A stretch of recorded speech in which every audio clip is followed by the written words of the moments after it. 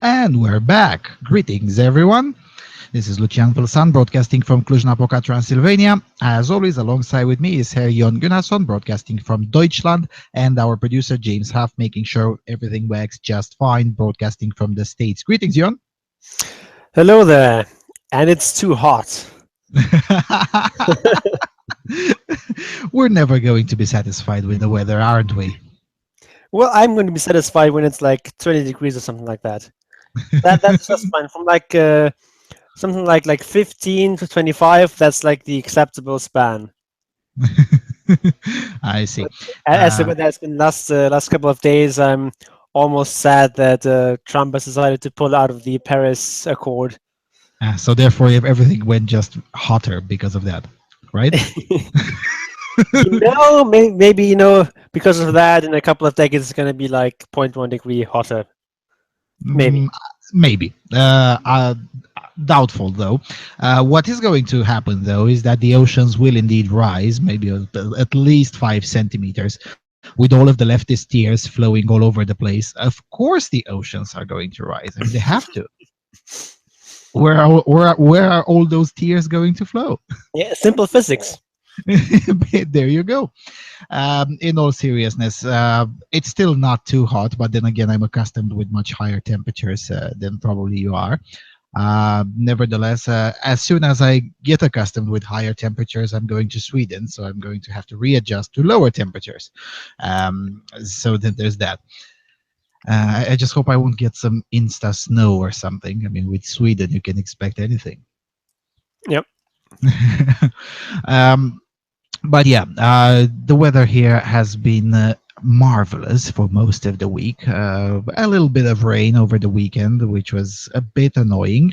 But other than that, very clear, very sunny, and 31 degrees Celsius. That's good. That's decent. Quite appropriate for this period of the year. By the way, do Germans celebrate the Children's Day on June the 1st? Never heard of it.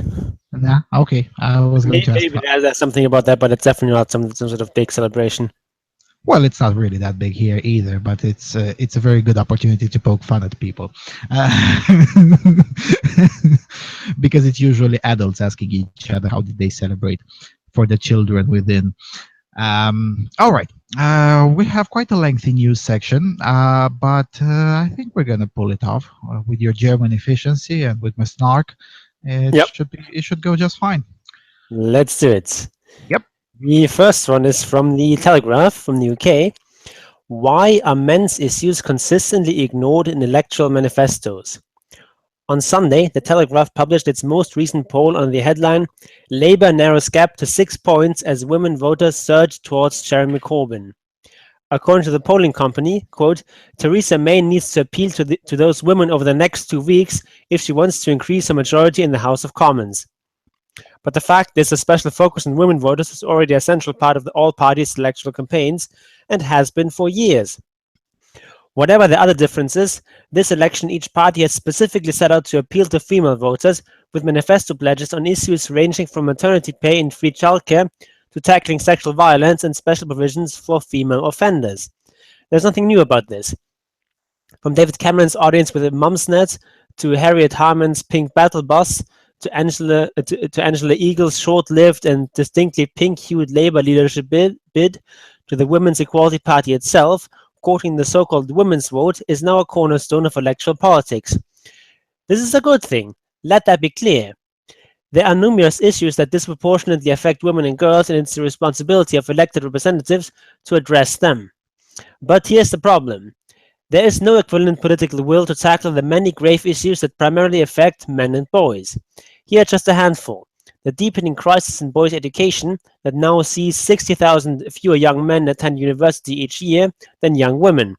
The barriers faced by dads being involved, parents, leaving around 1 million children in the UK growing up without any contact with their fathers. The scandal of male suicide, now the leading cause of death of men aged under 50, and at a rate 3 times that of women's. And a whole raft of social exclusion statistics, including the fact that fully 88 of those who sleep rough are men. Given the party's avowed commitment to gender equality, Why is there a deafening silence over issues that are not only so heavily gendered, but also affect some of the most vulnerable members of society? Well, it seems there are two main reasons and neither stands up to much scrutiny. The first might simply be described as straightforward political self-interest. Women are more likely to be swing voters than men, so it makes sense to try and woo the voters who stand a chance of being persuaded.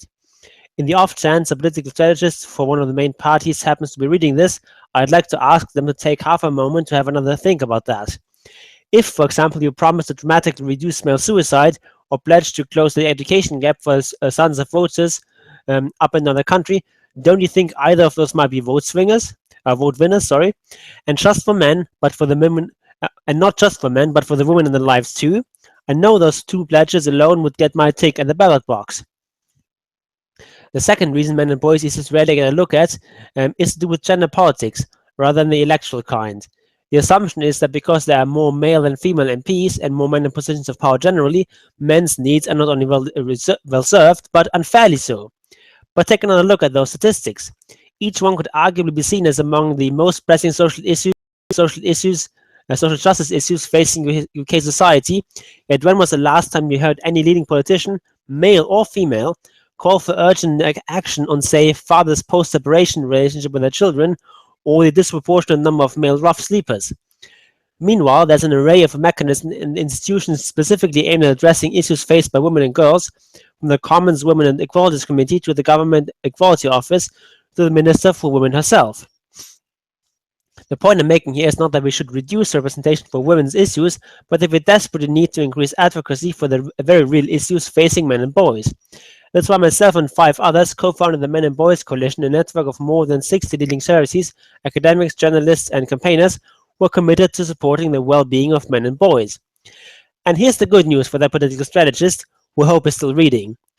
We not only got already made list of issues to put on our manifesto for men, our members also include some of the country's leading experts in their fields who have already put years of hard work and brainpower into trying to find the solutions.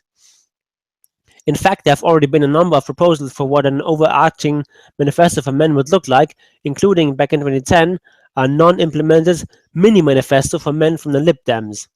Other leading charities have focused on specific issues such as men's health, fatherhood, and family law, while fellow coalition co-founder Mark Brooks, who is chairman of male domestic violence charity The Mankind Initiative, was one of the first to advocate for a minister for men and has called on the government to create a parallel ending violence against women and girls strategy in order to give equivalent urgency to tackling violence against men and boys, who in fact are around twice as likely to be victims of violent crime. In short, we have the expertise, we're just waiting for your call. Skipping a bit here, the question is no longer whether we need male-friendly policies, but which ones and how we can implement them. Our vision is that by the time of the next general election, alongside competing for female votes with pledges aimed at women, each party will also be vying for male and female voters by showing how they will support the well-being of men and boys. And then it goes on to list a couple of men's issues that they think are pressing, which I'm not going to read here. It seems to me that this author's heart is in the right place, but not necessarily his brain. I mean, for starters, he says, "Oh, but this whole female-centric policy, then that is a good thing. Let that be clear, and that with the Women's Equality Party is a good thing." Yeah, no, it isn't. With that said, he seems to be remarkably ignorant of certain things, which is to be expected. I mean, at the end of the day, he writes for the Telegraph, not for I don't know, Inside Man or something. So I'm not completely surprised by that. So yeah, it does seem to me that his heart may be in the right place, but his brain isn't. Whilst you were reading the article, I was reading through the comment section, my obsession with the comment sections. And thank goodness that the Telegraph has brought back the comment section. I was beginning to worry. It's been over a year since they haven't had one. And the commenters pretty much provided a set of things, such as a study that shows that there is such thing as a gender empathy gap, which pretty much explains most of these things. It also seems that this author is not informed of the existence of a political party that's called Justice for Men and Boys, which, by the way, is, in terms of membership, is pretty much similar in size with the Women's Equality Party. I mean, the Women's Equality Party seems bigger because the Guardian speaks about it non-stop, but it's not really that big. Yeah, it's very much sort of a blue pill perspective on men's issues. Yeah, But yeah, I it mean, is.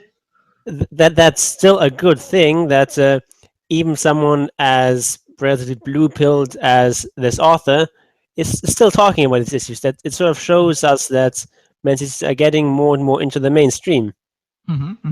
Yeah. Although again, but okay, he didn't. He never heard about the justice for men and boys, but he didn't even hear about Philip Davis because he asks rhetorically in somewhere in the article, where was the last time you heard the politicians speak about this or that? And I'm like, yeah, about a month ago, Philip Davis was talking about it, or about 3 weeks ago when he crashed their Women's Equality Committee.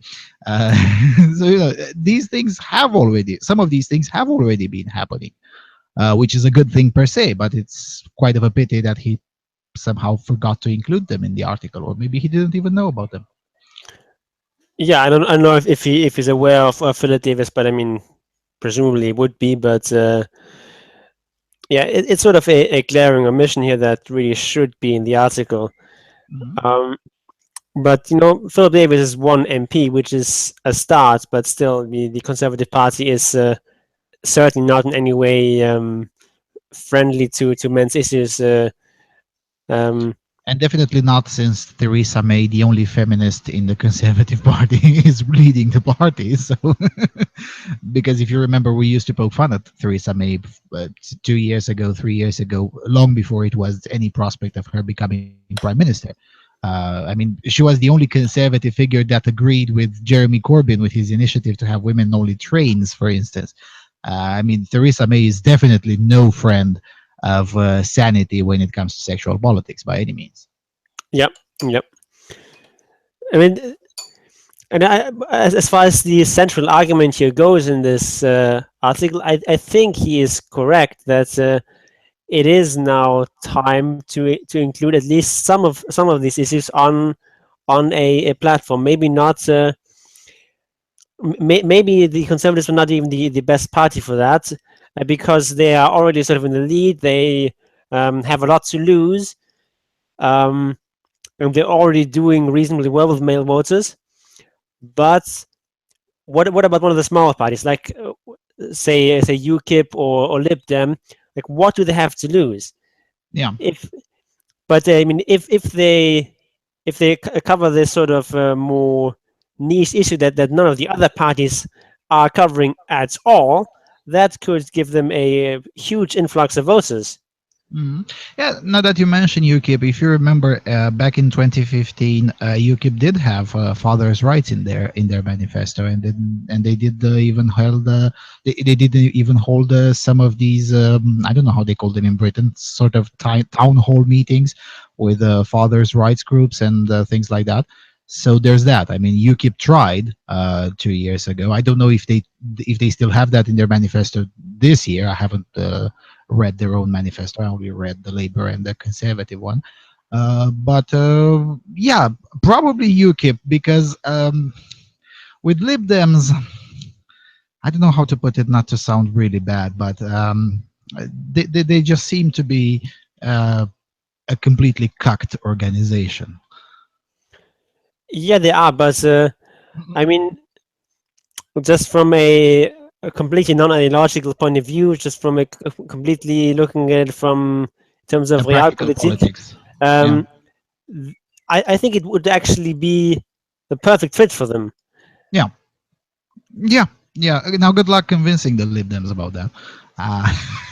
Uh, what I was trying to say is that UKIP is much more likely to be convinced of such an argument rather than Lib Dems, who have consistently been busy more to just look good in the picture, and you don't look good in the picture if you include men's issues into your discourse. At least not yet. Yeah, it depends on whether you want to look good in terms of the media elites or whether you want to look good to the public. And if you want to look That's true. good to the public, I don't think there's a commitment to um, tackling men's mental health or men's physical health would look bad with the public. I mean, agree. I agree. Well, but then again, this is still a media-driven culture, and the Lib Dems have been more concerned with looking good with the media elites. I mean, that's one of the reasons why they got almost wiped out of the parliament in the last election, because they were busy uh, tackling whatever the media elites believed about them, rather than cost them. And I don't think they learned anything from that. yeah, it does seem to be the case that they are more concerned with what writers of the Guardian think about them than what Hmm. the voters actually think. Yeah. And maybe one day there's going to be some sort of more sane strategist at the Lib Dems, um, or even at the Labour Party. Even the Labour Party, I think, could pick up quite a number of votes from men who sort of are more left leaning, but who don't want to vote for the Labour Party because it is so anti-male. Mhm. Yeah, with the Labour Party, I suppose that if they could lose the Corbynite crowd, which seems to have swallowed the feminist narrative whole line and sinker, or what is the expression? Anyway, Hook, line, wholesale. and sinker. Hook, Yeah, line, and sinker. yeah, yeah. Basically, they bought the narrative wholesale, and Corbyn has been swallowing this nonsense, has been drinking this Kool-Aid for years before he became Labour president. So they would have to get rid of the Corbynite crowd. Once that happens, if I were a political strategist for Labour, I could find a way to argue at least for some of men's issues from a leftist perspective.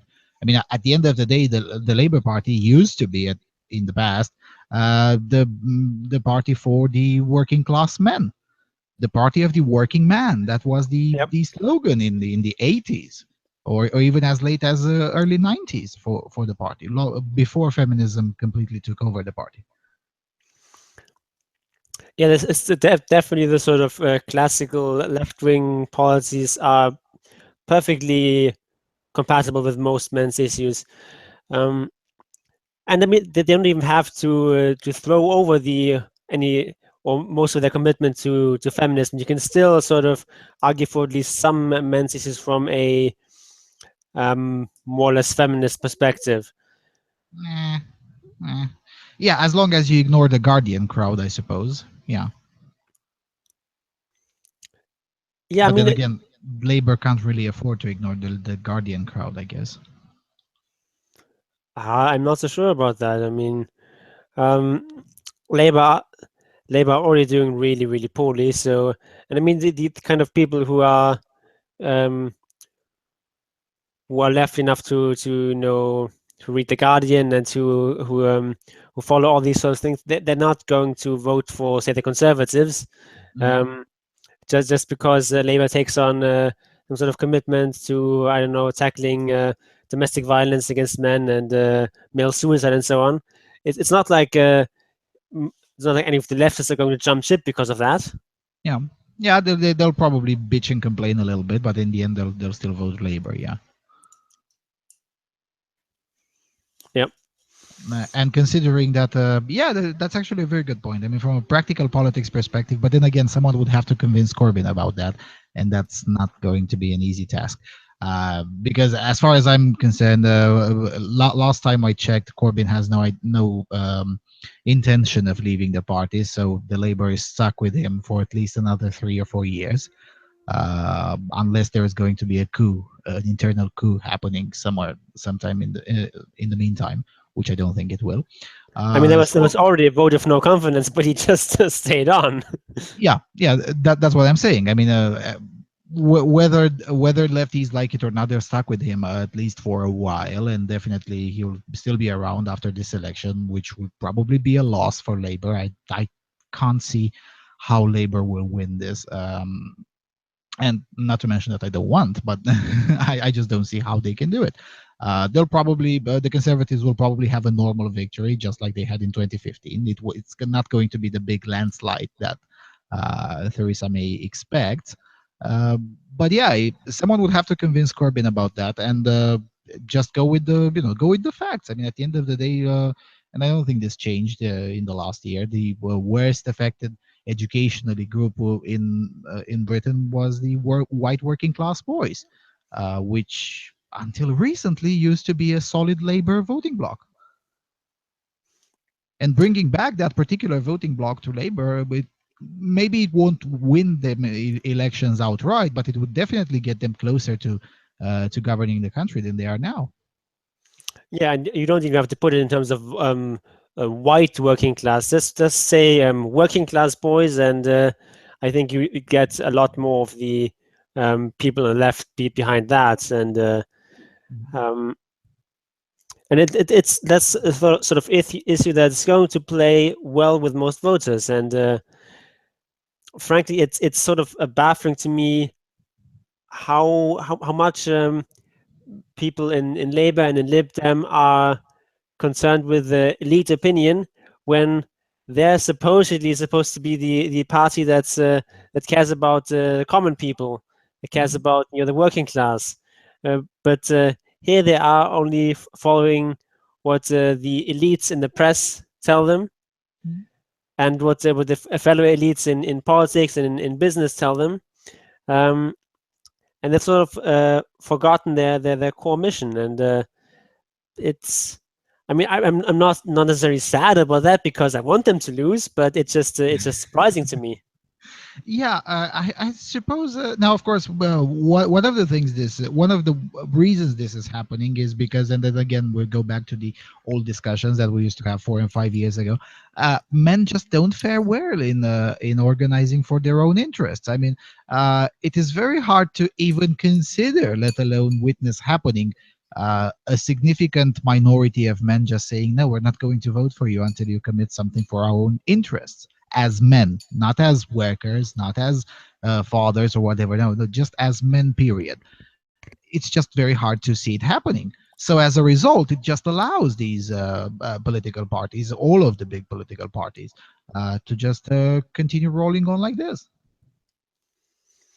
Yeah, but I mean, you don't even have to make it about men's rights per se. You can make it about fathers' rights. There's um, law supposed to be gotten that way. You can make it about um, even if you want to tackle men's suicide, you can just say we just want to tackle suicide, want to reduce suicide, and just sort of in brackets just means that means mostly male suicide because men's suicide is the predominant form. But you don't actually have to emphasize that. You can just say we're going to want to tackle suicide. And that's already an important message because like 3/4 or something of people who kill themselves are men. So Yeah, yeah, they are. But if you remember, there used to be a guy, a leftist guy, who used to write about men's rights on the Guardian, Ali Fogg. Um, and he used to say some of these things, and most of the backlash that he got was precisely from ideologues in the Labour Party who are like, no, there's just no way we can just say, oh yeah, we're going to tackle suicide. No, we have to emphasize it. How is that going to help women? Because there is at least the ideologues, not necessarily the strategists, mind you, but the ideologues in particularly in the Labour Party, uh, are just so committed to this kind of narrative that everything has to be about women. And getting rid of those people ain't gonna be easy.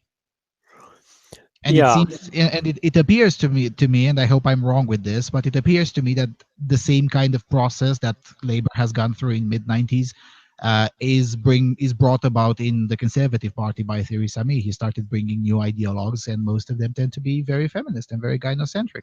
Now, admittedly, she gets some pushback internally because the Conservative Party is, at the very least, is less gynocentric generally than Labour. Not that doesn't mean it isn't gynocentric, but it's less gynocentric. It's not that radical, and it's just getting some pushback. But if she succeeds, we're basically going to have two very large gynocentric parties in Britain, and getting rid of that is not going to be an easy process. But generally, this author has it right. If we could just subvert some of their political strategies with this, that would be fantastic. yeah, because I definitely think that there is a sizable number of votes to be picked up with this, and I don't think the risk is particularly great. Mhm. Um, so at least for some of the smaller parties, some of the parties that are not the conservatives, I think it's definitely a winning strategy to include at least some men's rights issues on their platform. And I don't think it's going to happen this election, but I do think the time is right for that to where that is, just from a practical perspective, a smart move. We're just going to have to wait and see when the first of the major parties will pick up these votes. Yeah, and one more thing before we move on. Even when that will happen, and it will probably happen next elections, which will be in 2021, I guess. It will probably happen next election. One of the three major parties, I'm including Lib Dems here, will probably include some of that. It won't make a difference immediately.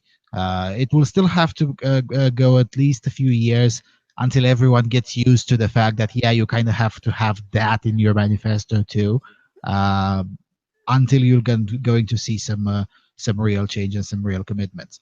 But the first step of at least having that thing written down is definitely going to take. It will probably be the harder, actually, because once they have that thing written down, you after a few years you can just start asking, hold on a second, you wrote this thing here, what the hell did you do about it?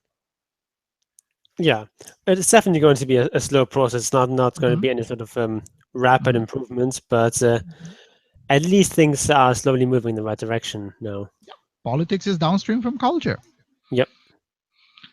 All right, let's go to the next one. Okay, the next one is from the Mirror, also from the UK. My mom and brother both ended their lives after he was falsely accused of rape. Camilla Cheshire was plunged into the depth of despair twice after her brother was falsely accused of rape. She says that first the beloved Jay, 17, committed suicide after having the life sucked out of him by the allegation, which was withdrawn 2 weeks later. Then, a year later, their mother Karen took her own life the same way, leaving desperate Camilla to organize another funeral. Today, she tells how she wept as she picked out a garland of Karen's favorite purple coronation to sit on top of the wicker coffin. Jay's ashes have been placed inside, so Camilla says he and Mom could be together. Courageous Camilla is now 22 and talks the first time about an ordeal that tore her family apart. In a heartbreaking interview, she says the trauma drove her to the brink of suicide too. She confesses the only thing that stopped her was knowing that a third death would destroy her devastated gran, Anne, who's 79. Tearful, Camilla says, when I saw my mom's body sank to the floor, screaming and crying, asking why this had happened to me. It just seemed so unfair. At night, I'd lie in bed and cry because I felt so alone. Skipping a bit here. Camilla claims the girl who accused Jay met with him before his death and tearfully admitted someone had put pressure on her to make the false sex abuse claim. Every day, Camilla contemplates contacting the girl in a desperate bid for answers, but hasn't yet because she fears the effect it would have on her own mental health. Camilla goes on. It's so hard to accept that if it hadn't been for the rape investigation, Mom and Jay would still be here. I've lost my whole world. The girl met with Jay before he died and said someone had forced her to say such horrible things about him, but the life had already been sucked out of him. The family's ordeal began in summer 2015 when the girl went to police. Jay, who suffered depression as a child, attended a voluntary interview with Camilla by his side. He was not charged and the allegation was withdrawn after 2 weeks, though Jay did not find that out until much later. Camilla recalls the ordeal of watching Jay, quote, sitting in a police station being questioned like he was a serial sex offender. She says, I broke down seeing him break down. I was so protective of him and he was so sensitive. After that night, he was never the same person. I'd hear him crying himself to sleep every night, big bellowing sobs. It broke my heart. It was only when my mom contacted the police that we were told the allegations had been withdrawn. Jay eventually got a letter, but seeing the word rape next to his name plunged him even further into turmoil. 6 weeks later, barmaid Camilla was rushing out to work in Southampton and didn't say goodbye properly to Jay. She bitterly regrets not answering phone calls he made to her during her shifts. She explains, our last conversation was really horrible. I was stressing because I was late and he wanted to show me a silly video about kittens. I didn't say goodbye or give him a hug because I had to leave for work. Then he called 3 times, but I couldn't answer because I was working. Now I realized he was probably going to say goodbye or tell me he loved me. Next morning, there was a knock on the door and I heard my mom scream. She came into my room, tears streaming, and said Jay had hanged himself. Skipping another couple of paragraphs. The ordeal plunged Karen, who had bipolar disorder, into turmoil, and she had a nervous breakdown 5 days later. She spent 6 months in psychiatric units while Camilla was left to cope with her grief alone and live on her own for the first time. She says, "It was like I'd already lost Mom as well as Jay. We'd been so close. She was so kind. She was my best friend, but she started to say really hurtful things. The worst moment was when she told me that she wished it had been me instead of Jay. I knew it was an illness speaking, but it still killed me." Karen, who was separated from her children's father, was released from hospital in early 2016, but was never her old self again. The family fear mental health workers did not correctly identify the risk she posed to herself. Camellia begged several times for her mom to be sectioned, but to no avail. The stress was so great that Camellia moved out temporarily. Karen fell into debt and looked for a new home to share with Camellia, but she could not beat her demons. Camellia recalls sadly, "The day before she died, she told me I needed to clear out my room, but I didn't understand why she was in a rush.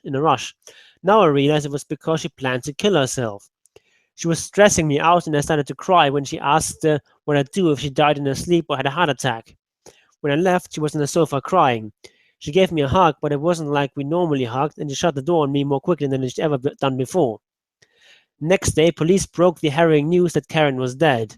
Camellia said, I screamed so loudly, I demanded to see my mom. I lay by her body screaming and crying. Camellia is now sharing her story in the hope that other suicidal people will seek help. She says, I never want anyone else to feel this pain.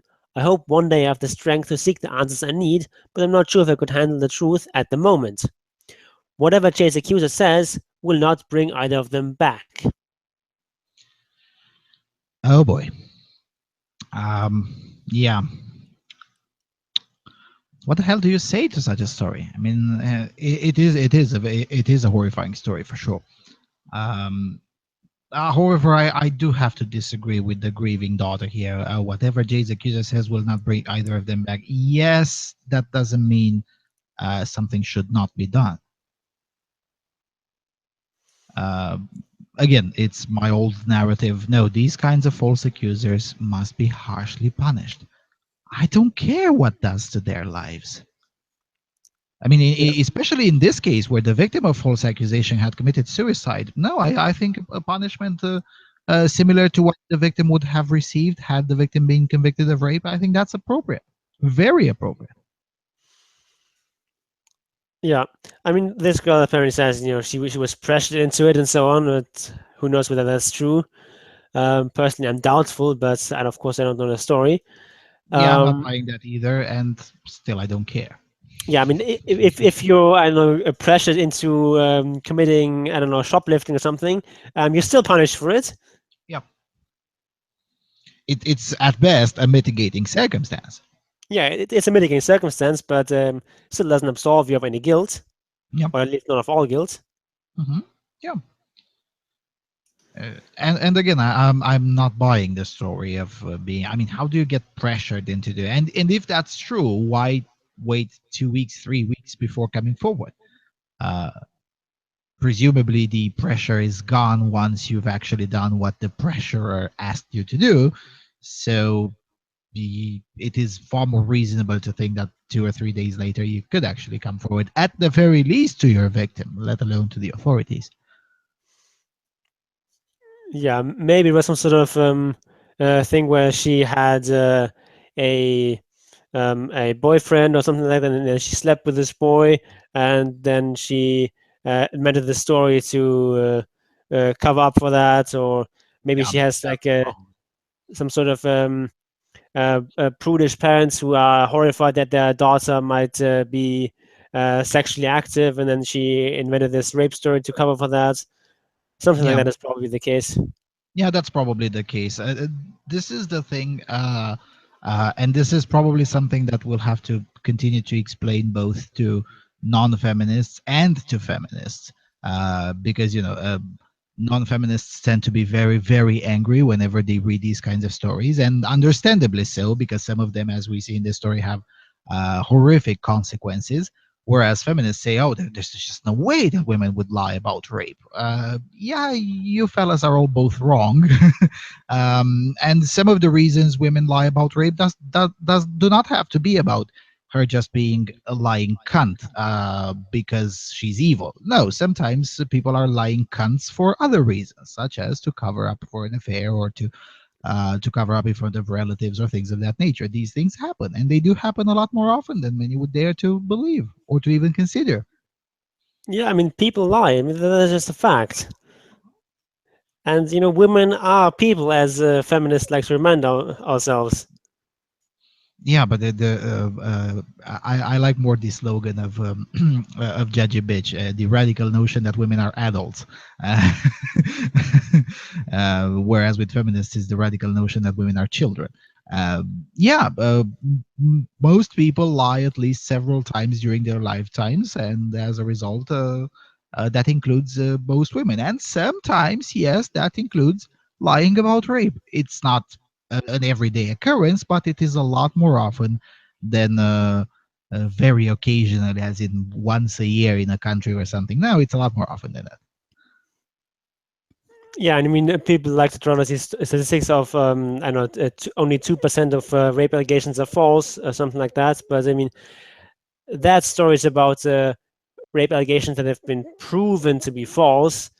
But I mean, as far as what the actual number is, who knows? It's unknowable. Yeah, There's like in principle no way of finding it out unless you're a god or something like that.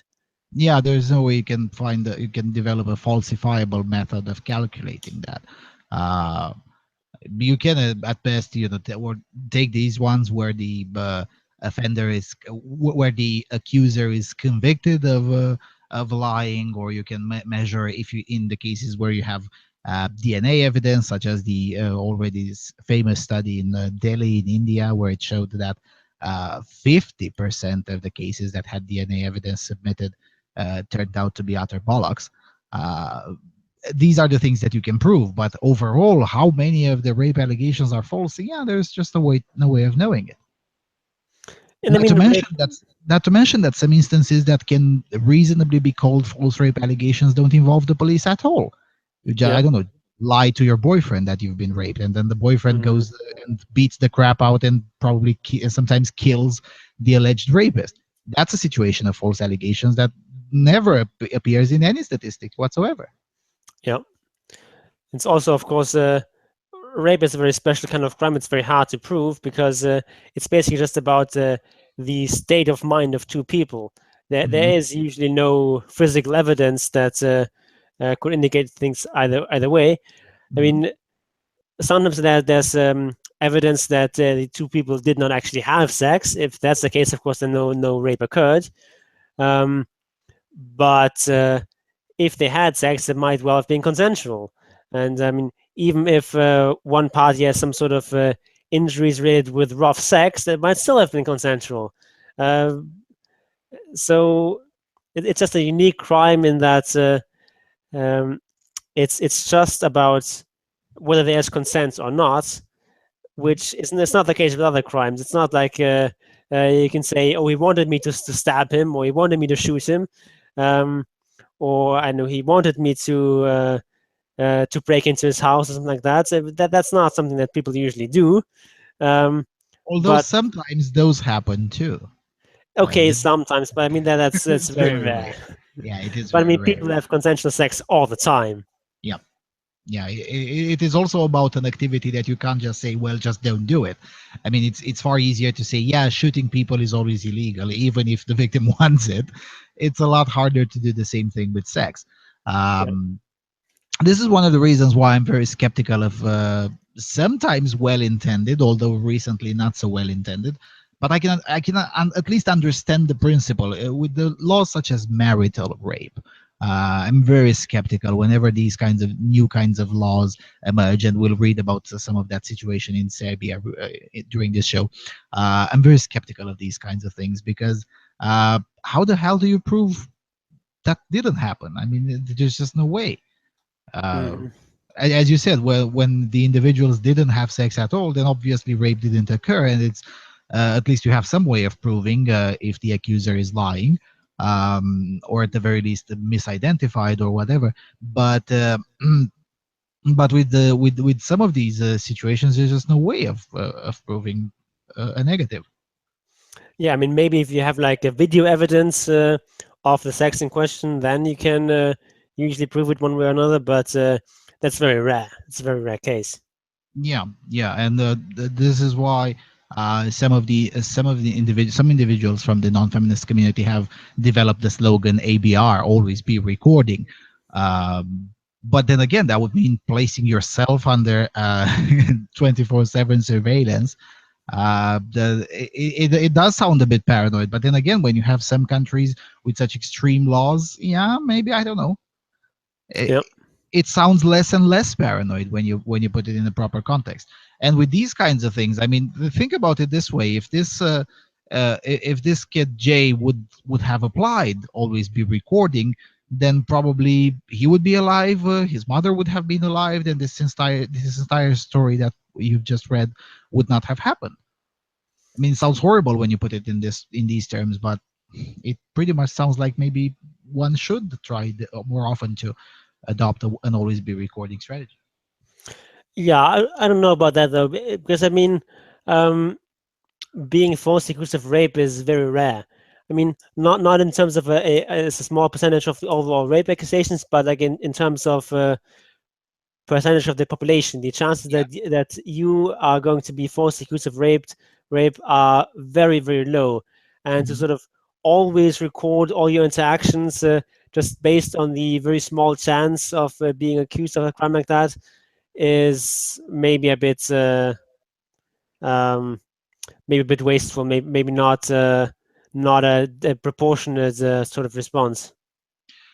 Maybe it does depend on what your activities are. I mean, if you're a teenager or a young man that has multiple interactions or sexual interactions uh, over during a year, maybe it's a good idea. Or for instance, if you're exposed to other types of false allegations, such as false sexual harassment allegations, maybe it is a proportional response. It depends where you work, what your activities are. It's definitely not for everyone, but in some cases, yeah, maybe it's not that disproportionate. Yeah, I definitely agree with that. All Very right. much depends on your individual circumstances. Mm-hmm. All right, let's go to the next one. The next one is very interesting. Coming from Heat Street. Sweden's controversial Blocklist is based on one feminist's personal whims. Earlier this month, Sweden's official Twitter account earned headlines when it blocked over 14,000 people, including government officials, popular YouTubers, and journalists. I was included in what has been dubbed as the Wrong Think list, alongside conservative journalists Lauren Southern and Cassandra Fairbanks. The Swedish Institute, which runs the account, claims it blocked the users in a powerful move to protect free speech. The organization has since agreed to remove the block list and apologized for its misstep. While most people, myself included, enjoyed ridiculing the organization for its ironic attempt to create a safe space for free speech by blocking people for their opinions, Jan Eriksson, a conservative Swedish MP for Moderaterna, questioned his place on the list. The block list contained two sets of names, a verified and an unverified, with the former being personally vetted by its curator, Vian Tahir. Writing for the Swedish Institute's General Director Annika Rembe, Eriksson demanded to know why he was put on the list and why it was created with the oversight of the government-sanctioned organization. He also requested a copy of the full list of names on the block list, but the Swedish Institute deleted it before sending it to him. In a translation of his letter by Adland, Eriksson called the response unacceptable and questioned how the organization could claim their blogs were verified, especially with those in the verified set included journalists, politicians, and various Israel-related Twitter accounts, including Isaac Bachman, Israel's ambassador to Sweden, and the Israeli Foreign Ministry. Eriksson retweeted leaked email conversations between Vian Tahir and the Swedish feminist who curated the Twitter account and the Swedish Institute employee. The correspondence confirms that the Blocklist was personally created by Vian Tahir based on her personal biases and shared with the Sweden account using a website called Block Together. There is a website called Block Together. Amazing. It's a block list that I've been working for a long time, focusing on trolls, which makes me protected from the worst of it, so I'd rather not use Twitter without it on such a big account like @Sweden, wrote Tahir. It is perplexing why some people, like Swedish YouTuber Felix PewDiePie Kjellberg and a significant number of popular gaming YouTubers, are even on the list. As Adlon notes, Tahir wrote an article called When Hatred Becomes a Game, published at fria.nu. Oh boy, that's a place of cancer. A website with a progressive feminist bent that published pieces like Challenge Your Senses Listening to a Dildo and fat cells should be treated with the same respect as any other, a piece on body positivity. Yeah, that's true. In Tahir's article, she claims that PewDiePie has a significant following of neo-Nazis. Tahir also summarizes Gamergate as an online movement whose misogynistic supporters made a game out of harassing women online. Both claims are false. PewDiePie has since released a video to mock the whole incident. While PewDiePie and many others may be willing to laugh it off, Jan Eriksson wants the Swedish Institute to be held accountable for its actions. After all, the government-backed organization used the public apparatus to support mass censorship, and someone must answer for it. The only surprise for me is that it's Jan Eriksson from Moderaterna taking this step. I would have expected someone from Sverigedemokraterna, maybe even Jimmy Åkesson himself. Those were the people that I would have seen. Is pretty much more like us, like, yeah, you're all insane and laugh it off. Whereas Eriksson um, is a kind of breed that is no longer being manufactured in Sweden. You know, he's a legitimate Swedish conservative, as they used to make them in the 70s. And not only that, but he's also very versed into the minutiae of the Swedish bureaucracy. So in a way, it's probably not that surprising that he's the one leading the charge against the Svenska Institute, the Swedish Institute. Now, something that needs to be kept in mind, and this article doesn't mention it, is that the account @Sweden is basically changes hands once a week, I think, something like that. And one random Swedish citizen gets to control the @Sweden account every other week or something like that. So it's not like this particularly nasty feminist Vian Tahir was, selected to control the account because she was a feminist. No, it just her number came up, basically. Yeah, which seems like a really strange way of handling a national Twitter account, but whatever. Well, it's the Swedish Institute. Sweden Don't expect. is a silly country. Yeah, it is. It is. I mean, again, the Swedish Institute is it is basically the Sweden's Minister of Foreign Propaganda. That's how it should be called. It's an institution entirely busy with creating propaganda that makes Sweden look good in the world. So they're busy, suppressing articles that about violent incidents or the existence of madrasas or any, especially Islam-related crimes. The Swedish Institute is very busy making sure nothing gets translated. Now, of course, they're increasingly failing at their mission because the internet is just big, and then there are some nasty people like myself who speak speak Swedish without living in Sweden and without being subjected to Swedish law. So it's a lot harder for them to keep on with their mission. But in the past, they were very successful. I mean, if you were trying, there were cases with the Swedish bloggers 10 years ago who translated some articles from the Swedish mainstream media, and then someone from the Swedish Institute called those particular bloggers and threatened with fines and all sorts of bullshit trials and prosecutions if they don't take that thing down. So this is basically what the Swedish Institute does. They try their best to to create a very positive image of Sweden in the world. Now, with this kind of mechanism with the Twitter account, yeah, that doesn't really help when you have editors from fria.nu controlling the account and creating block bots. It's definitely a setback for their mission. I don't know what Jan Ericsson's uh, undertaking, what will be the result of that. Uh, but if he manages to cut back some of their funding and, I don't know, inflict some sort of consequences for this on them, that would be fantastic. Yeah, that would be great. As far as what they say about PewDiePie here, I think the article is actually wrong. That I think it is probably true that PewDiePie has a significant following of neo-Nazis, but then he probably has a significant following of pretty much any demographic under the sun. I mean, he's just that big. Yeah, I And mean, I mean, with it's not what like 50. it's not like it can control who follows you. Yeah, and with a 50 million subscribership or something like that. I haven't checked how many subscribers Hellberg have, but something like 50 million. It is just statistically likely that amongst those 50 million, there are probably at least 10,000 neo-Nazis. Yeah, so Yeah, I mean, there's also lots of neo-Nazis who I don't drink Coca-Cola, for example.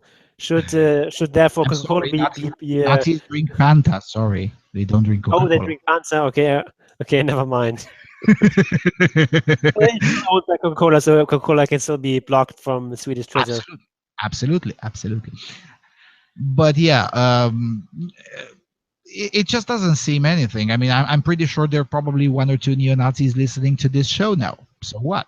I mean, it's not like, as you said, it's not like you can control who listens or who follows a particular account or YouTube account or whatever. Um, Whereas for the other claim that with the Gamergate, yeah, that's obviously a false claim. Um, because gamer if gamergaters can be accused of anything, is that they made a game out of harassing stupid fucktards online. And yes, some of those stupid fucktards tend to be female, and but they're not any random female, aren't they? They're a particular type of women. That would be women who believe stupid shit, like this particular um, anti-Semitic Islamist. Because make no mistake, Vianta here is pretty much. I mean, if I were to compare her with someone in the States, would be the Linda Sarsour, except slightly less influent than Linda Sarsour and like slightly less relevant within the wider left than Linda Sarsour, but definitely very similar in ideological terms. Very, very similar. I wouldn't be surprised to discover if Vinata here and Sarsour exchange emails sometimes with each other.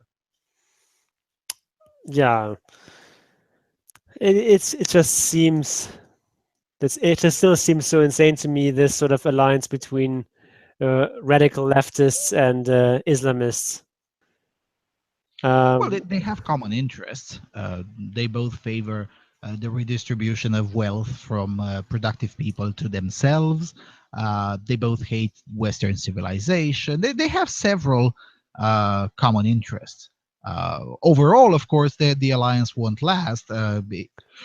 If there will ever be a place anywhere in Europe or North America where Islamists hold power, the first ones to be sacrificed would be the leftist useful idiots, that's for sure. But until then, they have quite a few common interests. They both hate Israel. So, there are common points between them. Yeah, it's definitely some sort of Molotov-Ribbentrop. Yeah, kind of situation, yeah. Okay, should we move on to the next one? Yeah, let's move to the next one. Staying in the silly place, that would be Sweden. Oh my God, I can't believe I have to read this. Coming from the official website of the University of Linköping, that's in Sweden, of course. Date with a plant or have yoga together with one. I'm not joking. This is the headline. Do you speak with your plant? Good. Then keep reading. An arrangement at Linköping University on June the 1st and June the 2nd has plants, and our relationship with them is in focus. For example, speed dating with a plant or have yoga together with one to see what's happening in communication between a human and a plant. Research has shown in recent years that plants have more abilities than we thought. Among other things, they can record physical and chemical signals with their extremely sensitive root systems, and then can receive and emit low frequency sounds in the form of vibrations. They can also move and smell. Plants are creative and intelligent. They can communicate, build traps, and learn from experience. Research on plants has often had a natural science point of departure, but in recent years, the area has also grown in humanistic research and artistic methods. If this makes no sense, that's because it doesn't. That is also why we arranged these 2 days to reflect human and plants' common place and role from a humanistic point of view, says Olga Chilemechka, a postdoctoral student in gender themes at the Linköping University. Skipping a bit. During these 2 days, you will arrange a speed date. We will arrange, sorry, a speed dating event with plants and a yoga event. Why do you really have to date a yoga or to date or have yoga with a plant? Asks the reporter. Well, speed dating is an artistic experiment. The participant is invited to seek direct contact with the plant and to explore both his own reaction and the possible responses from the plant. The dating will inspire us to think about communication between plants and people, plant cognition, and perception. The plant yoga is linked to the fact that we are literally dependent on plants. Yoga with plants can make us reflect on how breathing, so important in yoga, depends on the ability of plants to produce oxygen for us, adds Olga Chilemechka.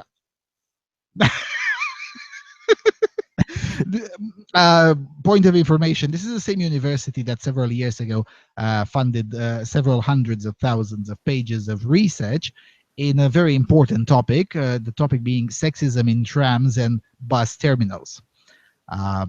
So yeah, taxpayers' money put to very good use at the Linköping University. Reading or listening to this whole article, I just thought about what the reaction of a vegan would be to this article. Well, my question is, why not just date a blonde?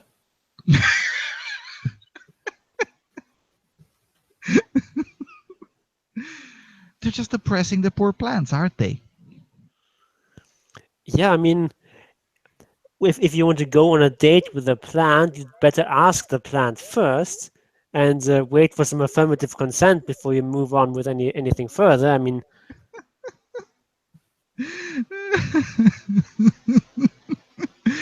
yeah. Basic and protection would, yeah.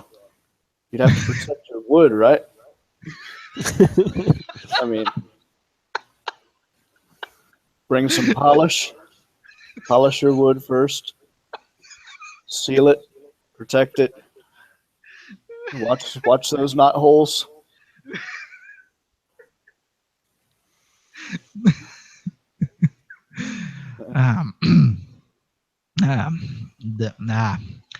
This gives a whole new meaning to the term woodwife.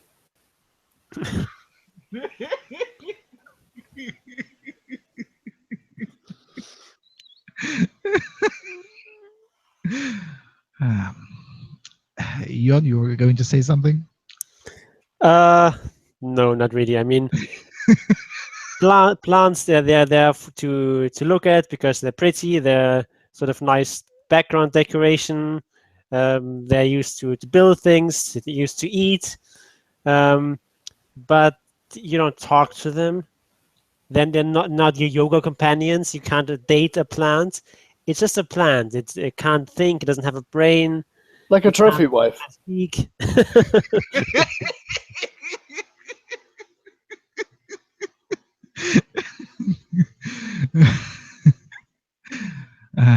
Yeah. The only reason I included this is just to show, it's sort of like meanwhile in Sweden, especially meanwhile in a Swedish university. I mean, this is what's going on almost daily basis in Swedish university. I mean, rarely a week goes by without a Swedish university pulling some shit like this. That is so absurd that I don't think one needs even to properly know how to read or write. One just has to listen to this and realize that it's absurd. And I don't think you need a science degree to realize how absurd this is. Yeah, I mean, you have to be very, very educated to become so stupid. Yeah, and this is a question that I still haven't been able to find a proper answer to it. And I was discussing this with Janice Fiamengo back on my channel this Wednesday. I mean, I can sort of understand why intellectuals are attracted to totalitarian ideas, but I still don't understand why at least some university people, I wouldn't call them intellectuals, I mean, this is just absurd, but why so many university people who allegedly are supposed to be at least not idiots, why are they attracted to this kind of patent absurdity? I guess it's sort of the whole thing about academia is that you constantly have to bring something new. Yeah, you're very much rewarded for innovating in some sort of way, and that just, I guess, leads to ever more absurd things. Because I mean, no one probably has thought about dating plans before, so you get to come there first. And I think there is I remember reading an article on another place of cancer. It was the Vice magazine, where they wrote about some hipsters. I think they were from Canada, who were dating trees. So it's not really such a new idea. Maybe the Swedish taxpayer should pay for those hipsters to take a trip to Sweden at the Linköping University, and go into experience exchange or something, where they can lecture the students how it feels to date plants. Yeah, maybe you can next time do more of an empirical study on that. I hope someone from Linköping University is listening to this, because I'm pretty sure they would take it as a legit suggestion. I mean, amazing. Oh, Got boy. visions of plant porn in my head right now, just full of Pitcher and Venus flytraps.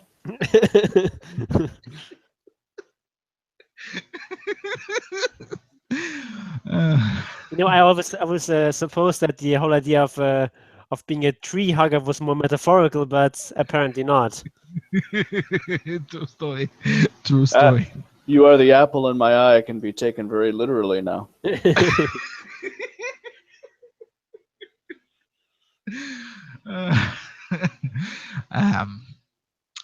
I will meet an alumni of the Linköping University during my trip to Sweden. I'll make sure to ask him in front of the camera what he thinks about this.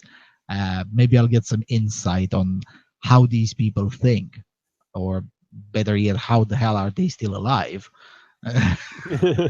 Because seriously, when I read some of these kinds of things, I'm always asking myself, and I'm thinking, capitalism is really a miracle. I mean, it allows idiots like these to survive way into adulthood.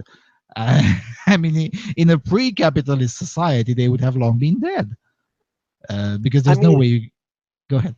In a pre-capitalist society, they couldn't afford to spout such nonsense, and then material reality would quickly assert itself. And if you're a poor peasant somewhere, you don't have the kind of leisure to think up a nonsense like this. And I mean, a smart or if you're a particularly smart peasant, then you're still just doing peasant things. You're not spending your time thinking about dating plants and doing yoga or something like that. Yeah, it's basically a form of extreme decadence caused by our wealth. So in a way, actually, capitalism is sort of responsible for this sort of nonsense floating about. But yeah, absolutely. Oh, now we see the violence inherent in the system. Help! Help! I'm being repressed. Yeah, as you said, it is a form of decadence, and it is basically when these kinds of things happening is basically showing that capitalism isn't perfect, which we've been saying. Those of us who believe in free markets, who've been saying since forever that capitalism isn't perfect. It's just much better than anything else one could think about, and it is in a way a victim of its own success. Because the reason these kinds of things emerge is, as you said, they emerge precisely because capitalism allows you so much leisure time that you can come up with such disdainful nonsense and get paid for it. Yeah, I mean, in the grand scheme of things, these things are not important. It's just like a little bit of a drain on Swedish taxpayers. Yeah. But I mean, this kind of nonsense research is like a very, very, very small percentage of Swedish GDP or the Swedish government spending, and I mean, it's like a drawback. It shouldn't exist, but it's like a very small deal. Yeah, considering the amount of drain that's going on Swedish taxpayers, this is really minuscule. Although I still think it should be one of the first to be cut when when fiscal responsibility will reassert itself, or whenever the next economic crisis will hit, whichever comes first, probably the latter. Um,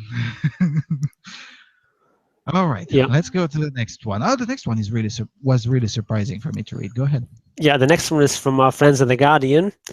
Paris mayor demands Black feminist festival that prohibits white people be banned. The Paris mayor, Anne Hidalgo, has called for Black feminist festival in the French capital to be banned, saying it was prohibited to white people. The first edition of the Nyansapo festival, due to run from 28th to 30th of July at a culture center in Paris, bills itself as an event rooted in Black feminism, activism, and on a European scale. 4/5 of the festival area will be set aside as a non-mixed space for Black women, according to its website. Another space will be a non-mixed area for Black people regardless of gender. Another space would be open to all. It's very generous. The English version of the site doesn't use the word non-mixed, but reserved. Hidalgo said on Twitter that she firmly condemned the organization, quote, of this event prohibited to white people. I'm asking for this festival to be banned, the mayor said, adding that she also reserved the right to prosecute the organizers for discrimination. The prefect of police, Michel Delpuer, said in a statement that police had not been advised about the event by Sunday evening. But Delpuer added, quote, the police, quote, would ensure the rigorous compliance with the laws, values, and principles of the Republic. French anti-racist and anti-Semitism organizations strongly condemned the festival. SOS Racisme described the event as, quote, a mistake, even an abomination because it wallows in ethnic separation, whereas anti-racism is a movement which seeks to go beyond race. The International League Against Racism and Anti-Semitism said, Rosa Parks will be turning in her grave, a reference to the American civil rights campaigner. Valérie de Saint-Just, the regional head of Marine Le Pen's Front National party, had challenged Hidalgo on Friday to explain how the city was putting on an event, quote, promoting a concept that is blatantly racist and anti-Republican. The cultural center La Générale, where the event was to be hosted, and the collective Mwazi, which organized the event, said on Sunday they were the, quote, target of a disinformation campaign and of a fake news orchestrated by the foulest far right. We are saddened to see certain anti-racist associations letting themselves be manipulated like this, read a statement posted on the General website. A decolonization summer camp in the northeastern French city of Reims elicited similar outrage last year as it billed itself as a training seminar on anti-racism reserved for victims of institutional racism or racialized minorities, excluding by default white people. Interesting. This is an attempt that is really interesting to observe. Now, obviously, all of the organizers of the event are fucking morons. That goes without saying. But it's interesting that they're trying to marry American social justice bullshit that simply doesn't exist in France with Swedish social justice bullshit, because this whole business with racialized minorities, this is exclusively a Swedish concept. This is the first time I'm seeing it outside of Sweden. In Sweden, it's called rasifierade.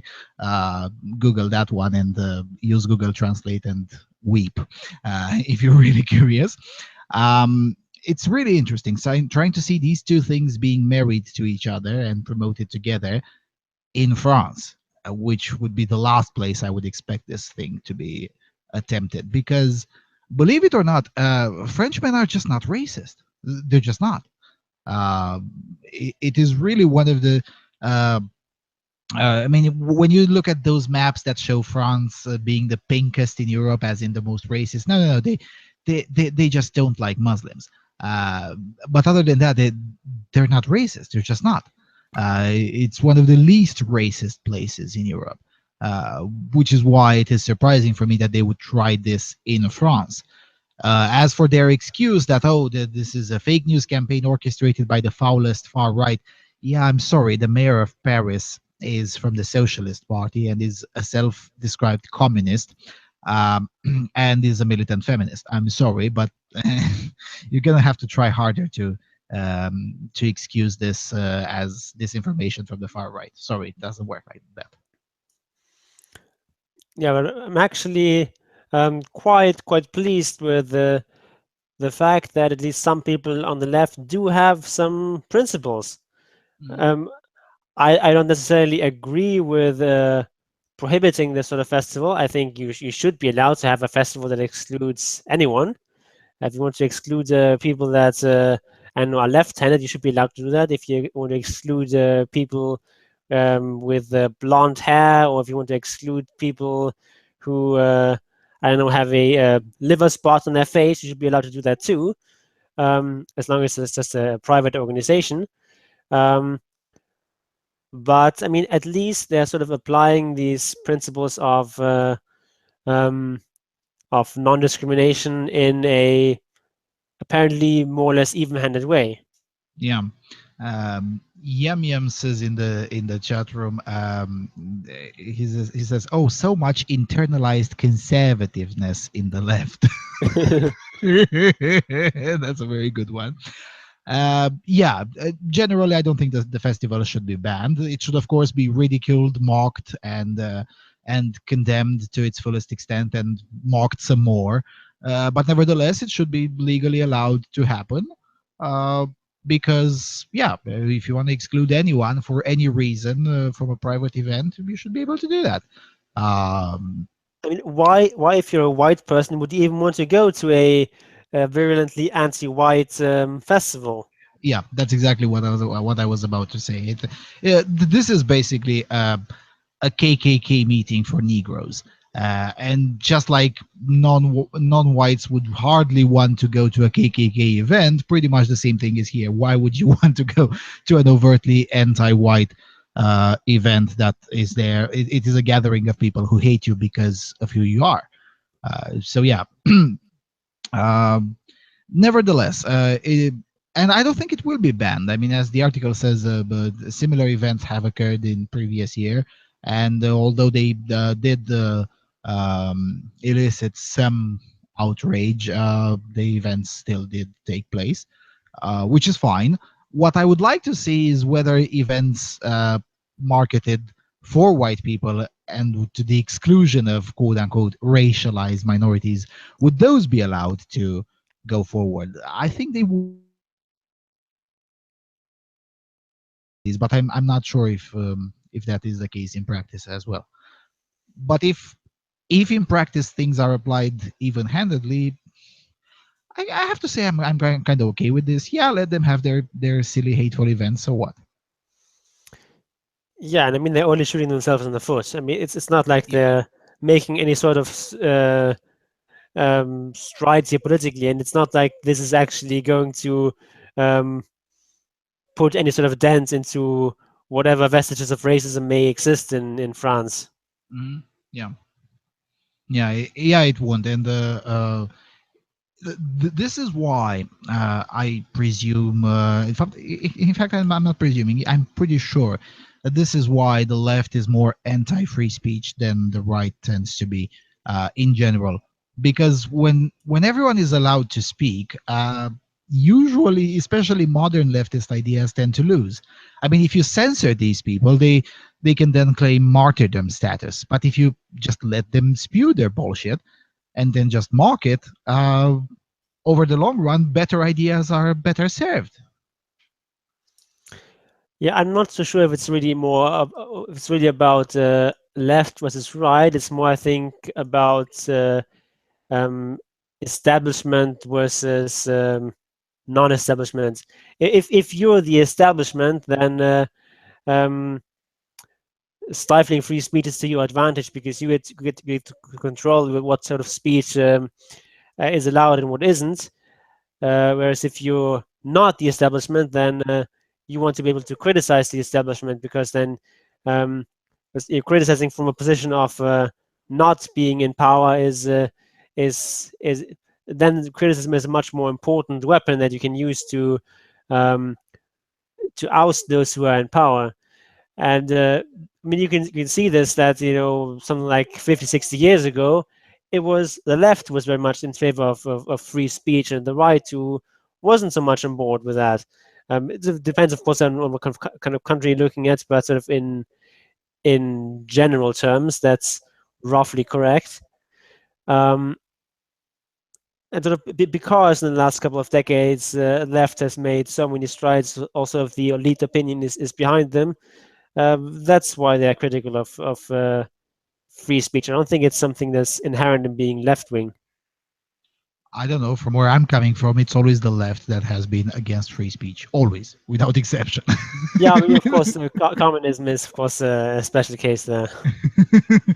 Even before communism, I mean, the most pro-censorship political parties have always been leftists since the 1860s. There has never been a case, the case for censorship coming from a rightist party. The closest thing that were the National Socialists, which are also leftists, who are somewhat for censorship. But usually it was always the left. I realize that's not necessary, and in France too. I mean, at the end of the day, France is generally a left-leaning country since the 1780s, basically, and definitely since the time of the since after Charles de Gaulle, basically. Even though Charles de Gaulle economically was also a dirigiste, which is a left-wing philosophy. But still, we could count Charles de Gaulle as less of a leftist than the general trend in French politics since the war, basically. Yeah, I don't know about that. I mean, as far as the National Socialists being left-wing, I don't really agree with that. So it depends on what your definition of left and right are. I would sort of classify more them as being sort of moderate right-wing. But that's probably a discussion that leads us too far afield. Yeah, it does. But yeah, I mean, if you just look at the say the Ancien Regime in France, they were definitely in favor of censorship. But then, of course, the French Revolution, they were also in favor of censorship. So, but I mean, I guess that's once again the sort of case of whoever is in power is generally in favor of censorship, and whoever is not is against it. More or less. Anyway, back to the racialized nonsense. I don't know. Yeah, they definitely shouldn't be censored, but how the hell do you fight this kind of thing? Because it is what's behind this. It is an ideology of hate and division. How the hell do you fight against it without using censorship? And I mean, I would hate to see France turning into a huge American campus. I don't think this will happen anytime soon. But if this thing keeps on going on unchallenged, and it's a good thing that they're getting challenged. But if this thing goes on unchallenged for too long, we could see this happening slowly but surely. I mean, you just have to criticize them. You have to ridicule them, because it is ridiculous. It's not something that most people in the general public will go for. Yeah. So I don't really see this sort of thing as a big problem. So they have their little silly festival, so who cares? Yeah. Mocking seems to be working just fine, at least for now. Anyway, it is interesting to observe, and I'll probably observe these kinds of. I'll look for other similar events and maybe make a video about them, because I'm pretty sure this is not the only one. As this Guardian article suggests, there have been several others. But it is interesting to observe the excuses that they make, which are kind of unique. I mean, when you accuse them of segregationism and ethnic discrimination and whatnot, when you accuse them of that in in Sweden or in the United States or in Britain, they say that, oh, but well, white people can't be discriminated against because power plus privilege plus potato or something like that. Whereas in France they have, oh no, this is fake news orchestrated by the far right. So it is a very unique way of excusing their behavior. Yeah, I mean, it's just not a response at all. I mean, even if it were orchestrated by the far right, the facts still remain what they are. It's still a festival that excludes people based on race, which in common parlance is called racism. Yeah, this is a thing, and I don't know if it's a good thing or a bad thing, but if they keep using this thing that, oh, we're not going to address this because it comes from the far right, I don't know if it's a good thing or a bad thing, but eventually these kinds of things will desensitize, I guess, the public from their uh, establishment-induced fear of the so-called far right. Because as you said, most of the members of the common public will just say, no, wait a second, this is racist. And they'll hear one side saying, no, it's a lie by the far right, and then they'll hear another side. They'll say, no, hold on a second, you guys see what I see, right? That is racist. And if these kinds of things continue, they will eventually desensitize the public from an inherent fear of the so-called far right, because you can't use the boogeyman all the time, especially when it comes to obvious things. And eventually more and more members of the public will say, well, hold on a second, so what if it comes from the far right? Is it true? And if it is, then who cares who said it first? Yeah, it's also excellent advertising for the far right. Yeah, that's what I'm trying to say. Yes. Yeah. All right. Let's go to the next one. Coming from Novosti.rs from Serbia. A blue joke is sexual harassment too. Starting from June the 1st, Serbia introduces drastic penalties for every type of family violence or in the workplace. The police is mandated to remove abusers from home as soon as a charge is filed. In the future, starting from June the 1st, no one will be allowed to stalk or secretly follow around anyone in the family or at work. Indecent offers and even cracking so-called blue jokes in the workplace in a way that makes someone uncomfortable will be considered sexual harassment. Family violence has been rephrased as partnership violence, so wives won't have to suffer under boorish husbands or make love when the stronger sex feels like it, because that, even in gay relationships, will be considered partnership violence. Underage children, powerless, or old persons can now report any kind of abuse or being forced to do or see something that they don't want to police, that are obligated to immediately remove the abuser from home and inform district attorney about the case, and not like before when it took several days for that to happen. So Serbian lawmakers, officially starting from June the 1st, will start implementing new rules against crimes against life and body, as well as sex freedoms proposed by alterations and additions to the Serbian criminal code. It is these are stalking, sexual harassment, leading a child to participate in sexual deeds, and forced marriage, and also female genital mutilation. Aside from these innovations, implementation of harsher jail sentences for intercourse with a powerless person will also be implemented. Instead of sentences going between 2 to 10 years, the courts will now be able to sentence perpetrators of this act with sentences between 5 to 12 years in jail. According to the General Attorney Bureau of the Republic of Serbia, 30 people are serving a sentence in our prisons for intercourse with a powerless person, one of whom is a woman.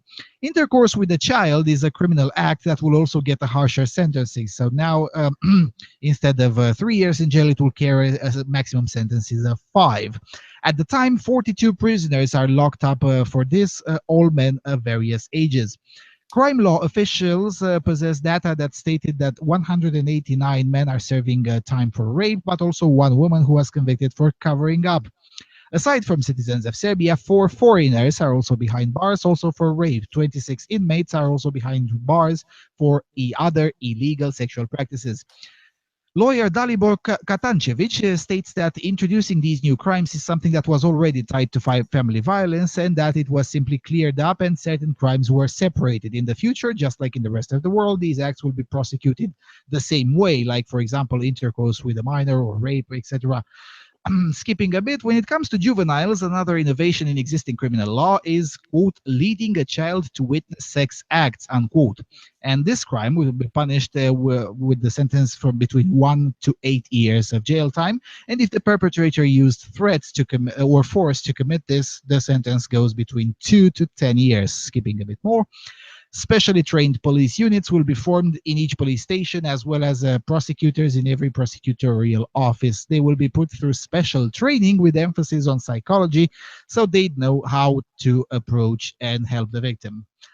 All right, so basically, most of these quote-unquote innovations are basically clarifications. They kind of unified sexual crimes into one particular type of crimes instead of them being all over the place in the books. However, some of the, I mean, it's not like, female genital mutilation was legal before yesterday, but you get the point. However, some of these innovations include some very scary stuff, such as this thing with blue jokes. Now, blue jokes basically means cracking jokes with sexual connotations. That's basically what it means.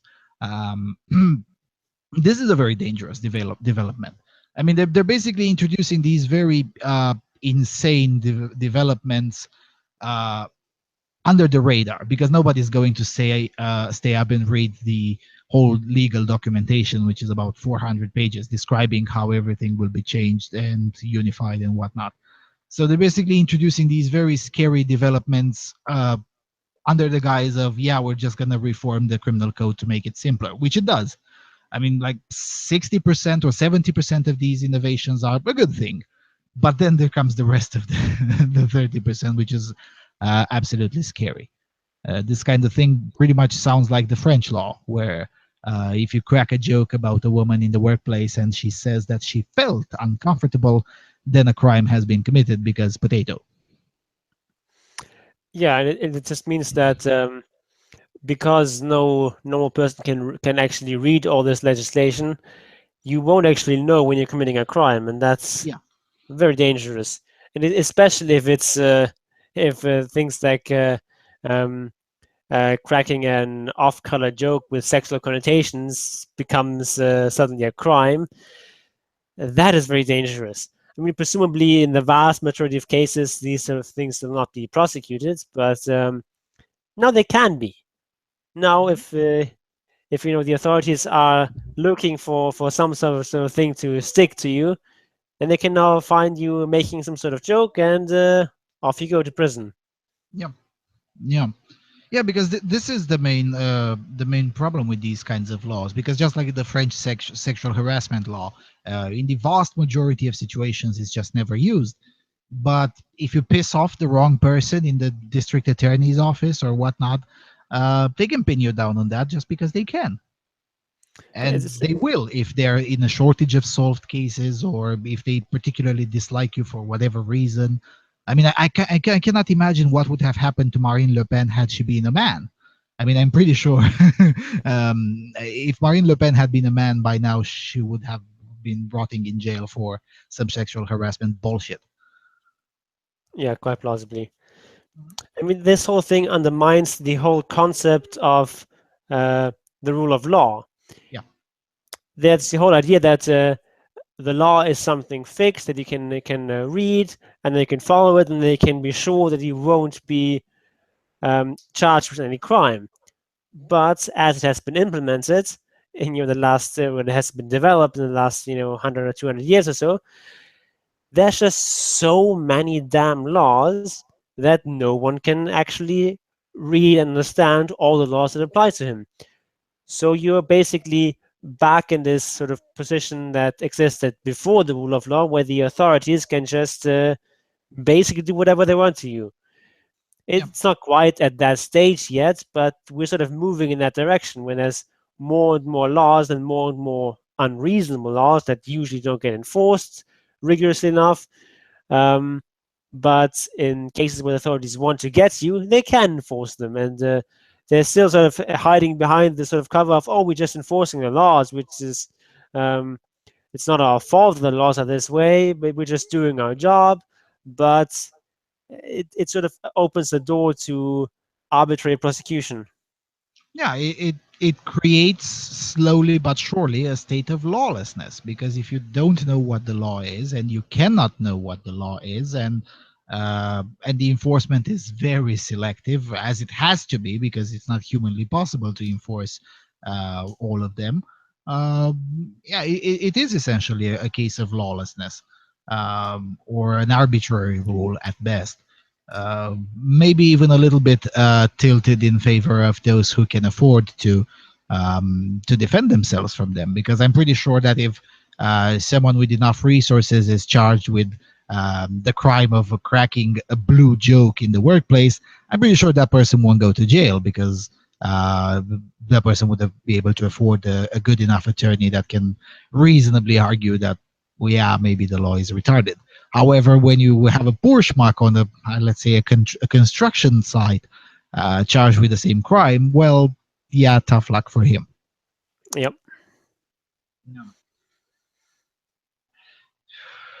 As for the rest of the innovations, I mean, there are some others that are horrifying to me when I think of their implementation, because on paper, yeah, they don't sound really that bad. I mean, of course, forcing kids to witness sex acts, yeah, maybe that should be punished. Of course, I mean, many of these things don't necessarily sound horrible when you read them, but when you think about the implementation, yeah, maybe they shouldn't exist in the books. I mean, think about it this way.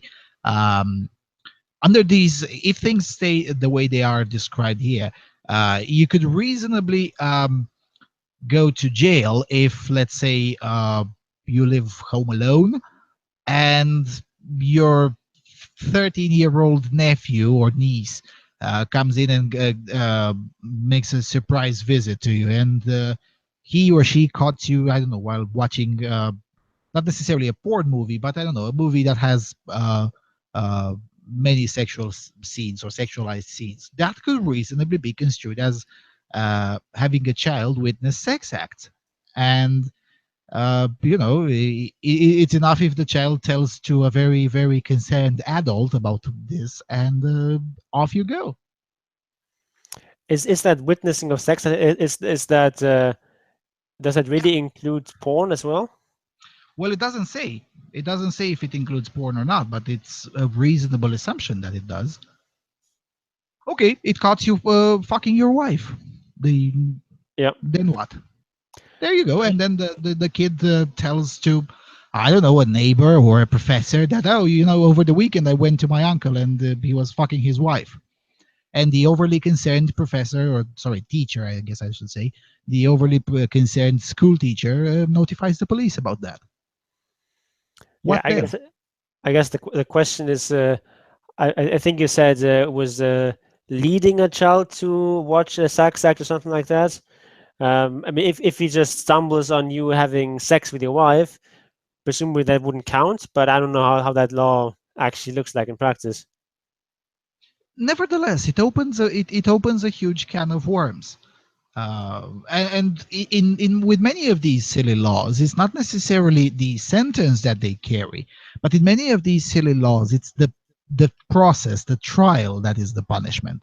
I mean, think about it this way.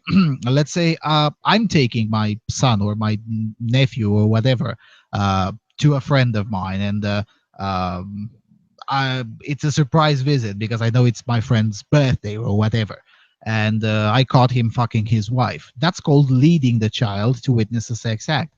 Now, until I prove in court that I had no idea that this was going to happen, and it's definitely not an intentional thing, I would still have to go through a 2 years of trial if some concerned third party notifies the police about this. So the punishment is the trial, not Yeah, the yeah. now, obviously, I would assume that if most of the judges in Serbia are like the ones in Romania, they will say, no, this is absolutely retarded, case dismissed. But still, until you get to that point, it takes several months of investigation, and until you get in front of the judge. Yeah, It just complicates the things needlessly. That's what I'm trying to say. yeah, just I would guess if it's just about forcing a child to witness a sex act, that definitely I think that definitely have no problem with that being illegal. But this sort of language of leading, that just seems very vague, and maybe in the actual law it's more explicit and more reasonable. But I don't know, just from what it sounds like in the article, that's something that was very prone to being abused. Also, the penalties seem really harsh. Like, what is it? I believe the penalty for having sex with an underage child was something like Five moved years up now. from 3 to 5 years, and the penalty for forcing someone to witness a sex act is up to 10 years. That just seems disproportionate. Yeah, no, it's 1 to 8, and if force is being used or threats is being used, it goes from 2 to 10. Yeah, It's that's what I still said. it still is unreasonable. It's very Yeah. unreasonable. Amazing, amazing. And what's even sadder is that probably most people. I mean, the reason I know about this news section is because we have a Serbian fan that keeps an eye for us, and he sends us email. Oh, look, this happened.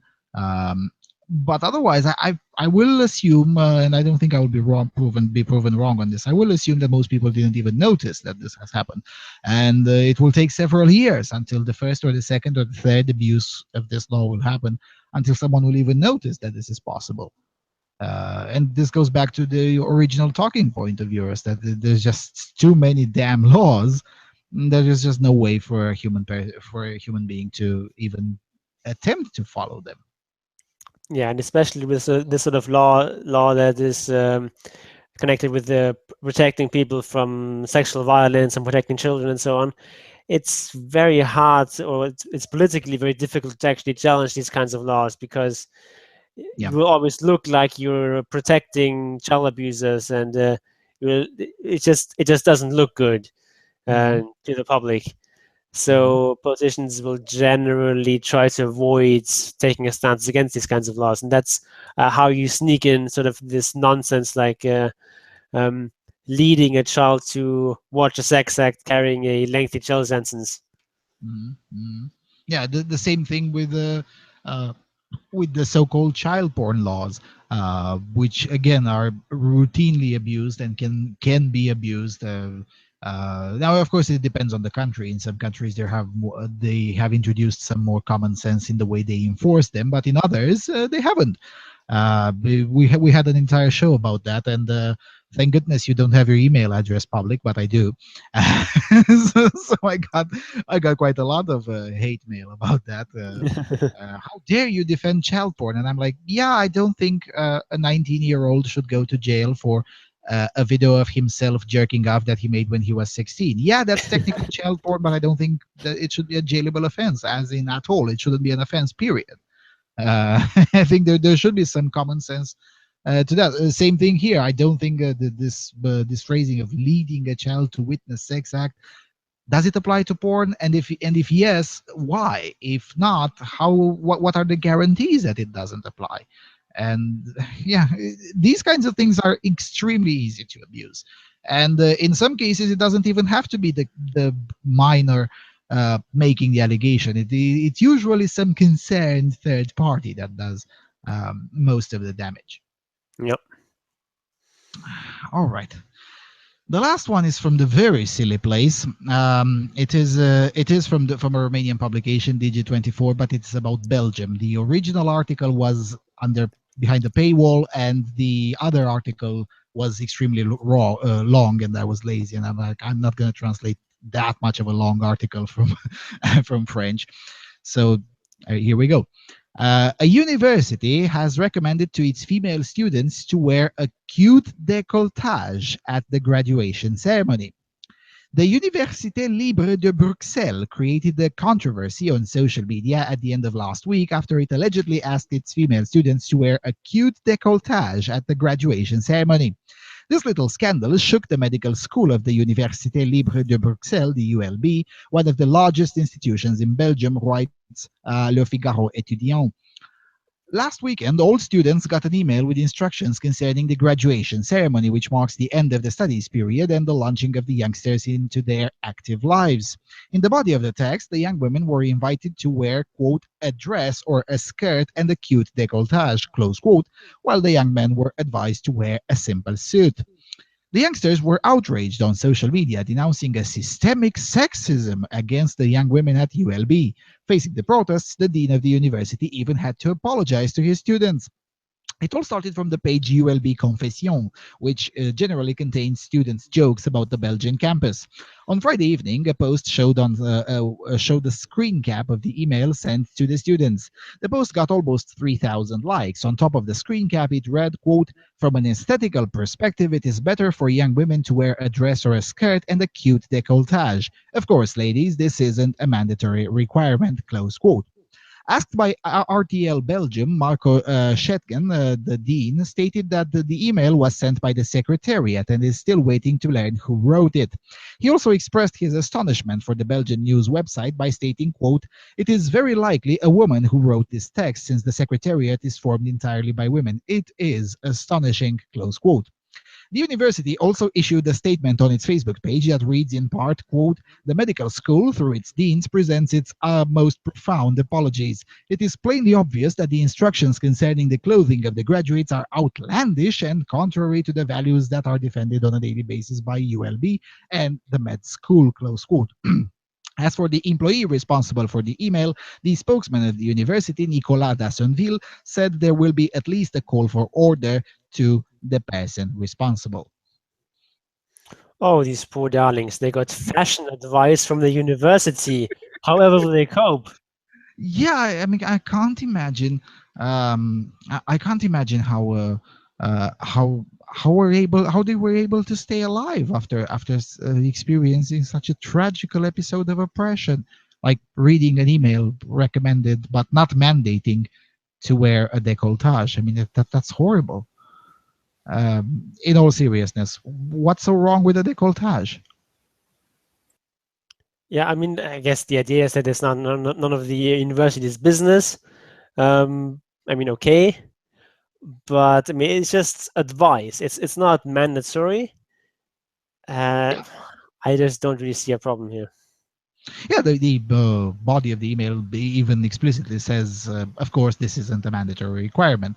Uh, and you know the uh, the dean is very funny when it says, "Oh, it is outlandish and astonishing that it was very likely a woman who wrote this text." Yes, women tend to give the most of the fashion advice to everyone.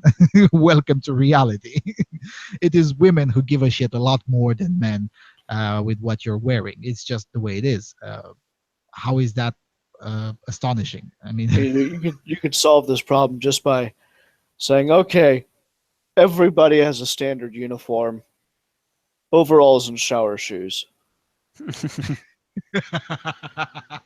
There you go. But with cute décolletages. Overalls and shower shoes. I'm telling you, you put the entire student population in that, nobody's going to care. Amazing. Everybody will look equally ridiculous. That would be the socialist way, you know. We can't make everyone look good or everyone rich in the case of classical socialists, but we can make everyone poor or everyone ridiculous. Yeah. Yeah, make them all look equally ridiculous. These people, oh my God, these people have, they take their individual tastes to a point of absurdity. And God help you if you come up with any kind of suggestion to help them out. Yep. I'm still not able to understand. And again, this is a bit surprising for me because it comes from a Belgian campus. I mean, I could expect this kind of outrage from, I don't know, Yale University. But I guess on Yale University, after what happened to those professors who dare to say, "Who cares? Dress with whatever you want." I guess that there won't be any dressing scandal anytime soon at Yale University. Uh, but it's still surprising that this is coming from a campus in continental Europe. These kinds of things used to be isolated only to the Anglosphere.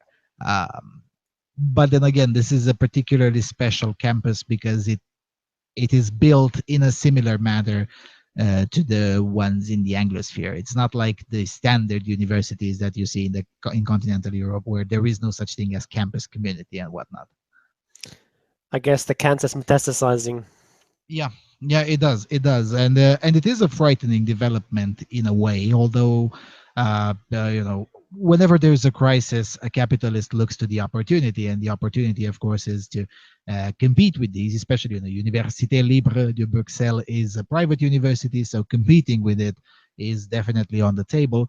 Um, so there is some opportunity there, and of course the general opportunity of continuous and sustained disgracefulness of the academia. I mean, fewer people take academia seriously today than they did 20 years ago, which to some people that's horrible to hear. In my opinion, that's fantastic. It's great development. I think it should accelerate because the academia totally deserves it. But still, I mean, it is still surprising to see this coming from the place that it did. uh, I mean, you said, yeah, well, sure, it's not the business of the university, but still forcing and I blame the adults in this. I don't necessarily, of course I blame the students too for being idiots, but then again, most students are idiots. um, I blame the adults here. I mean, if you were a dean, you were like, get over it. That's what I would have done if I were a dean. Yeah, get over it. Tough. It was an advice. Don't follow it if you don't like it. Get Yeah. lost. That's what I would have said if I were the dean. Instead of doing that, you come out to the to RTL, which is a national media outlet, and oh my God, present my profound apologies. And really, why? Yeah, it's really spineless and cowardly. And this is what frightens me a lot more than I mean, young radicalized students are going to do what they're going to do, and this has always been the case in most universities most of the time, at least in the last 50, 60 years. But there used to be an administration that used to curb some of these things. But now, how did everyone got to this point where most administrators are just so spineless? Yeah, I don't know. Is it, I don't know, bowing to donor pressure or something like that? I don't know if there are any donors who actually, like, I guess it's just sort of general ass covering. Just basically the calculus probably is that, condemning this is cheap. It's not going to get me into any trouble. If I fail to condemn it, I might get in some trouble. So I'm just going to repudiate this and it will just go away. Hmm. Hmm. Yeah, could be. Although I sincerely don't think that donors are mostly old people. That means people Yeah. that grew up in, at the very least, in the 80s, probably even earlier than that, when stoking a huge outrage because someone told you that maybe you would look cute in a décolletage and a skirt wasn't such a big deal. That's why I'm not so sure that it could be a donor pressure. I don't think donors are really that retarded, because it would imply that they got rich enough that they can afford to donate to the university, and you don't get there by being a special snowflake. Yeah, generally not. No. This it's not that. It's none of the above, you two. It's the infiltration of the university systems since the mid 70s. So this is basically the dean is a former student radical of 40 years ago. Yeah. Kind of seem, yeah, it does sounds far more plausible. Or there are enough professors who are professors and administrators and people sitting on various boards that even if the dean wasn't, they'd sure make his life a living hell. And kept on whispering in his ear that, you have to do this. You have to go out and say Exactly. this. Exactly. Mhm. Mhm. This That's is also not possible. this is not just a bottom up sort of thing. Everybody wants to paint this as, oh, these young students are so progressive, and look at how Oh yeah, for these sure. young students are going to be the future. No, these young students are not going to be the future. These young students are representing the past. They are the culmination of what they are being taught from individuals who hold the same beliefs, who have never been able to come out all the way, except in their quiet classrooms to teach and indoctrinate the next generation.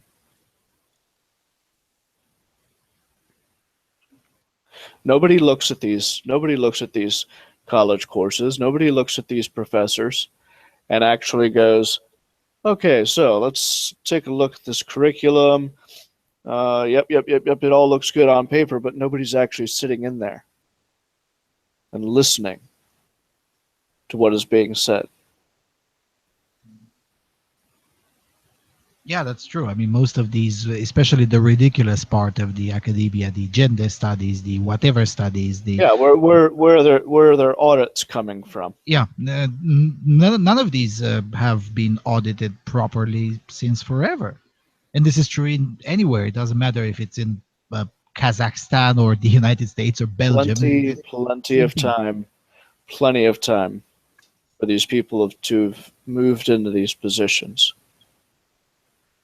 Yeah.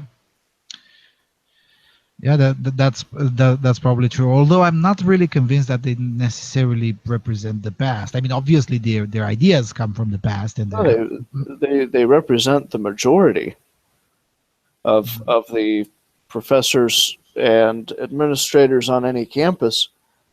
Most of the campuses across the U.S., you're looking at a 60-40, 80-20 split between right-leaning and left-leaning ideologies, in favor of left-leaning.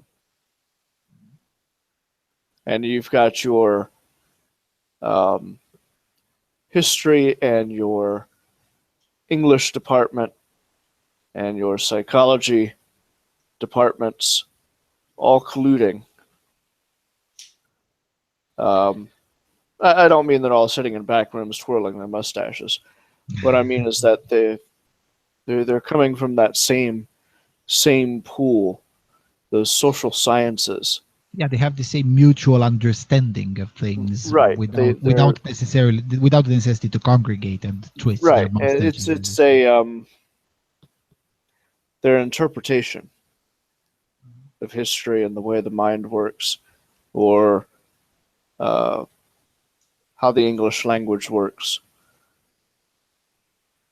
is being expounded upon to these students, and it's providing very fertile ground for the Tumblrites of the world. Yeah, and in this case, the problematic, I guess, the left has ruined language. The problematic individuals are not those from the med school. All of these quoted are, the secretariat, the dean, the boards, the board of the entire university, not the med school. So it's basically people that have nothing to do with the exact sciences. They're always from some other fields. Right. It's rarely the case that an emeritus professor from the mathematics faculty ends up being the dean or the chairman of the university. It's usually someone from the social sciences.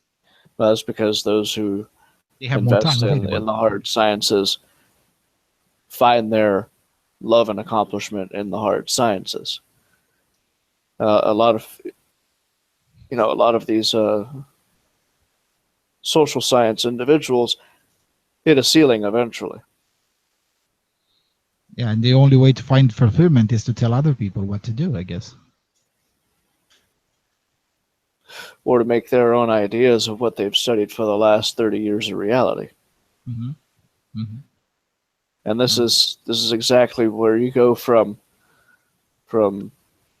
academic scholarship into activism. And we've seen it coming for a long, long time. The fact that this next crop of people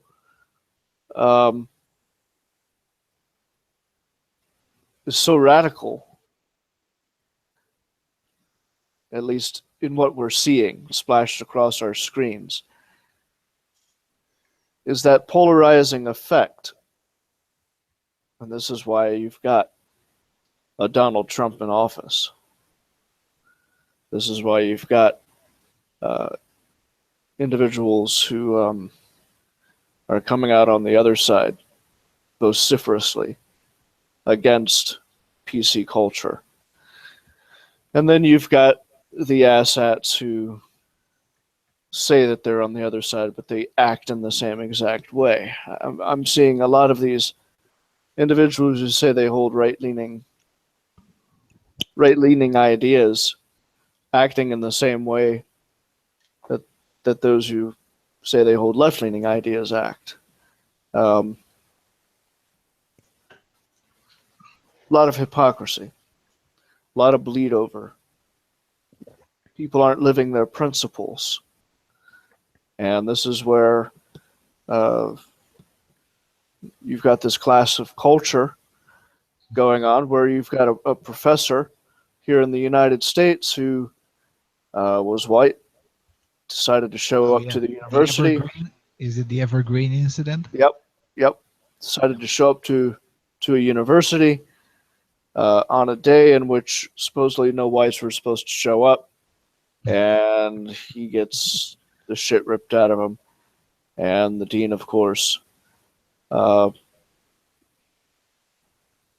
just lets it happen. Students are taking over the halls. Students are the ones who are coming close to deciding what's going to be taught and how it's going to be taught.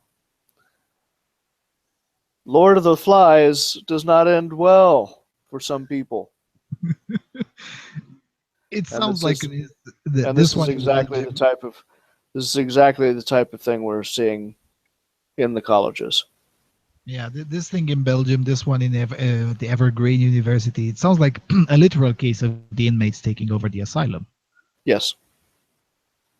Yeah. And I'm not optimistic. I mean, Professor Fiamengo is a bit more optimistic about the academia. I'm not. I'm like, yeah, this is the kind of downward spiral that you don't stop. I mean, you just let it crash and burn. You have to let it crash and burn. You have to let the university system go. You've got to get people into trades, into actual useful things. Plumbing, electrician, things like that. Stuff that's going to be needed to rebuild the society once everything goes to hell. Because I promise you, your women's study major with a minor in English lit is not going to be the one patching soldiers on the battlefield or being one to rewire buildings after they get half blown up.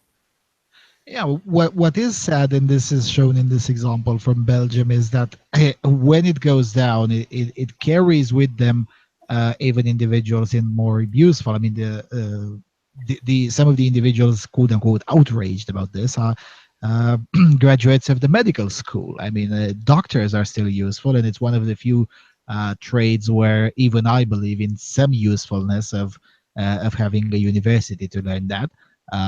Generally, I'm against universities, period, but medical school is probably one of those where you still do need some formal education. Well, sure. Any of the hard sciences. it in drags. my opinion. And this kind of thing, it drags with them individuals that would otherwise be genuinely useful and are definitely learning some useful stuff. And this is my my concern in the over the longer period of time, that it drags with them individuals that shouldn't be dragged with. I mean, it's one thing when the whole literature department is full of bunkers and it's full of crazy. It's a whole different thing when the computer science or the medical school is full of crazy. Because, you know, I think you said many episodes ago, if we lose science, we're fucked. We are. Yep. We are. You know, it takes dozens of years out of a person's life to advance fields, and then you have the next batch of individuals picking up where that left off. A single break in that by 15, 20 years can set you back a long way. Yep. Go ahead, Jon. I think you're being entirely far too pessimistic. I don't think the university system is going down. I don't think there's going to be some sort of civilizational collapse or anything like that. I'm not saying that Depends how you define it. I mean, yeah, if you define it in a Mad Max type of way, yeah, that probably won't happen anytime soon. But if you define it in a more reasonable way, I don't know. Well, my more reasonable way is various police states having to come in and be set up to start keeping population controls due to all the various incidents that will start to happen all across Europe. What kind of incidents are you talking about? Violence, riots. Violence. Lots of violence. What kind of violence? Violence of whom against whom? I mean, look at what we're looking at already. Look at the universities alone. How you've got the people screaming at the top of their lungs at each other and burning stuff. Over here in the U.S., we had a Milo get canceled. What were the students doing? Committing acts of violence and vandalism. People were getting beat the hell out of, and fires were being started, and buildings were being smashed. Violence is what I'm talking about. Riots and violence. Yeah, And this over ideological divides. This over who's going to speak at a university. That's just one type of violence, and there's plenty of others to worry about. Look at what happened with Manchester.